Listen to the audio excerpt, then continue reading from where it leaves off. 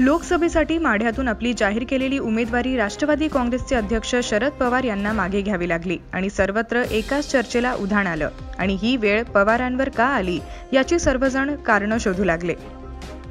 2009 साली शरद पवार माढा लोकसभा मतदारसंघातून मोठ्या मताधिक्याने लोकसभेवर निवडून गेले, तर खासदारांच्या बेरजेचं गणित करून 2014 मध्ये शरद पवार राज्यसभेतून खासदार झाले। अकलूज ग्रामपंचायतीचे सरपंच, सोलापूर जिल्हा परिषदेचे अध्यक्ष, यानंतर आमदार, कॅबिनेट मंत्री अशी विविध पदे भूषवणाऱ्या विजयसिंग मोहिते पाटील यांनी मोदी लाटेतही 2014 साली येथून मोठा विजय मिळवला। मात्र यावेळी त्यांना येथून पुन्हा उमेदवारी न देता शरद पवारांनी आपलं नाव जाहीर केलं। विजयसिंग मोहिते पाटील यांचं येथील स्थानिक कार्यकर्त्यांचं जाळं हे तितकंच घट्ट आहे जितकं राष्ट्रवादीचं महाराष्ट्रात। यामुळे स्थानिक कार्यकर्ते शरद पवारांची उमेदवारी जाहीर झाल्यावर नाराज झाले। अशावेळी शरद पवारांचा पराभव किंवा कमी मतांनी विजय हे दोन्हीही त्यांच्या आणि पक्षाच्या प्रतिमेला मोठा धक्का देणारं ठरलं असतं।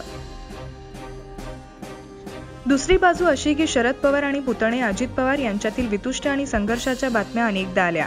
याआधी आर पाटील यांना महाराष्ट्राचे गृहमंत्री केल्यानंतर अजित पवार यांनी त्यांच्यावर अनेकदा कुरघोडी करण्याचा प्रयत्न केला, मात्र शरद पवार आपल्या मतावर ठाम राहिले। अजित पवार हे आपल्याला हवं ते करून घेण्यासाठी शरद पवारांवर प्रत्यक्ष दबाव न टाकता या ना त्या मार्गाने दबाव टाकण्याचा प्रयत्न करतात। मुलगा पार्थ याने मावळमधून लोकसभा निवडणूक लढवावी अशी अजित पवारांची सुप्त इच्छा होती।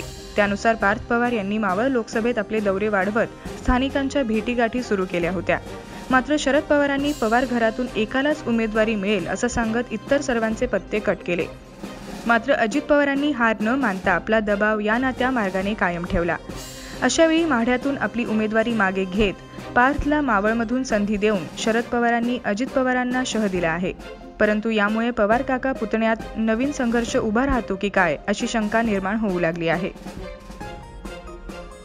खेळ, मनोरंजन आणि देशभरातील महत्त्वपूर्ण बातम्या आणि माहितीपूर्ण व्हिडिओ पाहण्यासाठी प्राईम न्यूज मराठीला सबस्क्राईब करा।